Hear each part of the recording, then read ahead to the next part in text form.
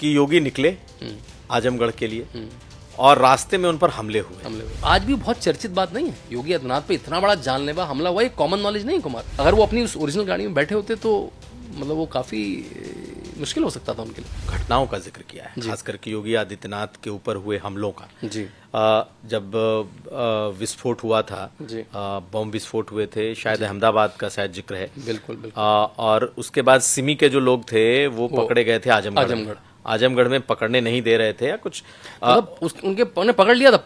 पकड़े जाने के विरोध पे रैली थी जो इसके पीछे मुख्तार अंसारी और बाकी लोग थे। नहीं, उसमें बड़ा इंटरेस्टिंग आपने एक जो लाइन लिखी कि योगी निकले आजमगढ़ के लिए और रास्ते में उन पर हमले हुए और उनका काफिला था तो उनको सेव किया गया। वो गए, उन्होंने मीटिंग को संबोधित किया, लेकिन उस हमले का जिक्र उन्होंने नहीं किया, मतलब विक्टिम कार्ड नहीं खेला उन्होंने। तो ये क्या कहानी थी? देखिए, योगी आदित्यनाथ, क्योंकि जो व्यक्ति समाज में रहता है उसको पता है कि समाज की नब्ज क्या है। अगर वो बताते तो जनता की भीड़ भड़क भी सकती थी। बात तो बाद में पता लगी, लेकिन आज भी बहुत चर्चित बात नहीं है। योगी आदित्यनाथ पे इतना बड़ा जानलेवा हमला हुआ, ये कॉमन नॉलेज नहीं है कुमार।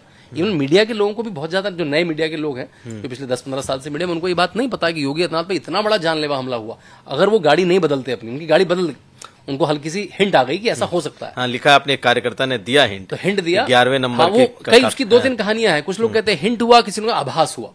तो भाई इतनी पुरानी बात का ना, मतलब हर तरह की बातें चलती हैं। तो कोई कहता है आभास हुआ, तो उन्होंने वो गाड़ी अनायास चेंज हो गई किसी तरह से, तो वो दूसरी गाड़ी में। अगर वो अपनी उस ओरिजिनल गाड़ी में बैठे होते तो मतलब वो काफी मुश्किल हो सकता था उनके लिए।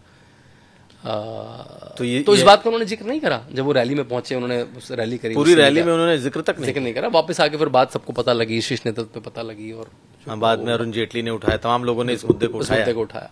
बिल्कुल, सेंट्रल लीडरशिप से बहुत क्लोज थे वो, क्योंकि वो इतने समय एमपी रहे और बड़े क्लोज, मतलब बहुत एंगेज्ड एमपी थे, संत थे, उनका एक सम्मान था। फिर अगर आप उनके पुराने भाषण सुनो, बहुत मतलब एक वोकल एमपी थे वो।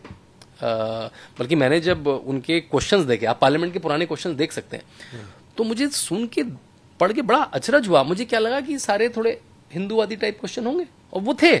370 पे प्रश्न था, हिंदू राम मंदिर पर प्रश्न था, लेकिन Bharat Israel relationship, fertilizer subsidy, मेरे यहाँ एम्स कब आएगा, जापानीज इंसेफेलाइटिस का टीका कब आएगा, वो सारे प्रश्न भी थे जो आप टिपिकल डेवलपमेंट के क्वेश्चन पूछते हैं। वो तो हमने पढ़े नहीं, हमने बॉक्स कर दिया। अरे योगी आदित्यनाथ मतलब हिंदुत्व तो है ही, लेकिन वो हिंदुत्व प्लस है। वो स्कूल, कॉलेज, अमेरिका, यूएस सब पूछ रहे हैं, और वो पढ़ते थे। लाइब्रेरी में उनकी किताबें इशू का बड़ा लंबा रिकॉर्ड है। मैं पार्लियामेंट की जब लाइब्रेरी में रिसर्च करने गया कि भाई जब पार्लियामेंट एडजर्न हो गई है और लगता है कि आधे घंटे में फिर होने वाली है, तो क्या होते हैं, नेता वो सेंट्रल हॉल में बैठ जाते हैं, कोई कैंटीन में चले जाते हैं, इसमें वो 10 पैसे का समोसा, अब तो खैर वो महंगा हो गया समोसा मिलता था। ये क्या करते थे, लाइब्रेरी में चले जाते थे, उनकी किताबें इशू करते थे, पढ़ते थे। वो वामपंथ पे भी पढ़ेंगे, वो कैपिटलिज्म में भी पढ़ेंगे। तो उनकी आप कभी इस तरह की चर्चाएं करें योगी आदित्यनाथ, आपको बड़ा आनंद आएगा। आपको लगेगा कि ये स्कॉलर व्यक्ति बात कर रहा है।